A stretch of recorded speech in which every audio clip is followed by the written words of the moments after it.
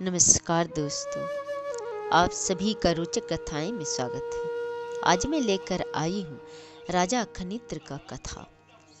पूर्व काल में परांशु नामक एक चक्रवर्ती सम्राट थे। इनके श्रेष्ठ पुत्र का नाम प्रजाति था।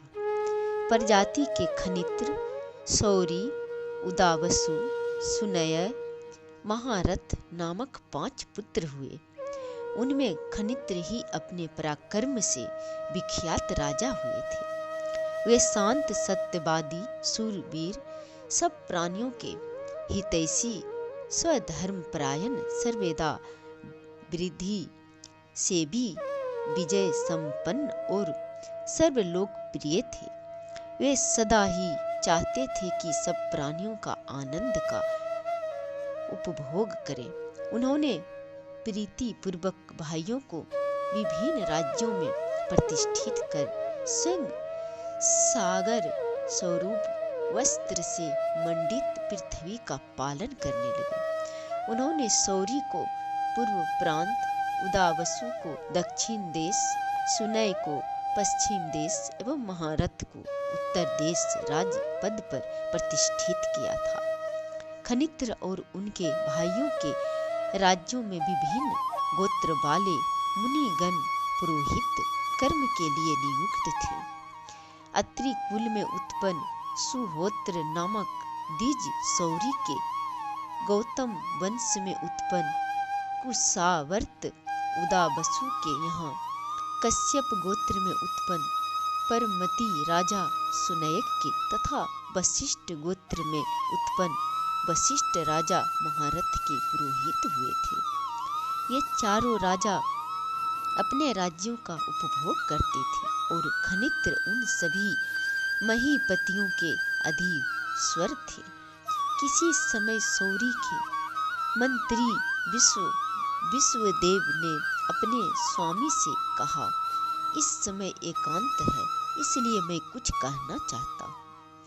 यह समस्त पृथ्वी जिसके अधीन है वह राजा और उसके पुत्र आदि वंशधर ही सदा राजा होंगे। दूसरे भ्राताओं के अधिकार में छोटे छोटे राज्य हैं जो पुत्रों में बंटकर छोटे होते जाएंगे और अंत में उनके वंशधरों को कृषि से जीविका निर्वाह करनी पड़ेगी। राजन, भाई कभी भाई का उद्धार करना नहीं चाहता, फिर भाई के पुत्रों पर स्नेह कहाँ से हो सकता है। अतः मेरी तो यही मंत्रणा है और यही परामर्श है कि आप ही पितृ पितामह आदि के राज्यों का शासन कीजिए। मैं इसलिए प्रयत्नशील हूँ। यह सुनकर राजा ने कहा, मंत्रीवर, वर्तमान में महीपाल खनित्र हमारे बड़े भाई हैं और हम उनके अनुज हैं। इसी से वे समस्त पृथ्वी का शासन करते हैं और हम छोटे छोटे राज्यों का उपभोग करते हैं। महामते, हम 5 भाई हैं और पृथ्वी तो एक ही है। फिर समग्र पृथ्वी के ऐश्वर्य का स्वतंत्र रूप से उपभोग करने में हम सभी कैसे सामर्थ्य हो सकते हैं। मंत्री ने कहा कि मेरा अभिप्राय यह है कि उस पृथ्वी को आप ही स्वीकार करें और सबके प्रधान बनकर पृथ्वी का शासन करें। अंत में राजा सौरी के प्रतिज्ञा कर लेने पर मंत्री विश्वदेव ने उनके अन्य भाइयों को वशीभूत कर लिया और उनके पुरोहितों को अपने यहाँ शांति कर्म में नियुक्त कर खनित्र के अनिष्ट के लिए अत्यंत उग्र अभिचारिक मंत्र तंत्र आदि कर्म का अनुष्ठान प्रारंभ करा दिया। उसने खनित्र के अंतरंग विश्वास पात्र सेवकों को अपनी ओर मिला लिया और ऐसे चाले चली जिनसे सौरी का राजदंड अपराधित हो गई। चारों पुरोहितों के अभिचारिक प्रयोग से 4 भयानक कृत्याएं उत्पन्न हुई, जिन्हें देखकर ही छाती दहल जाती थी। वे हाथ में बड़े बड़े शूल लिए हुए थी, वे शीघ्रता पूर्वक खनित्र के पास गई, किंतु निष्पाप राजा के पुण्य बल से शीघ्र ही हतपर्ब हो गई। तब ये लौटकर उन चारों राजपुरोहितों और विश्ववेदी के निकट आई। उन्होंने सौरी को दुष्ट मंत्रणा देने वाले मंत्री विश्ववेदी और उन पुरोहितों को जलाकर भस्म कर दिया।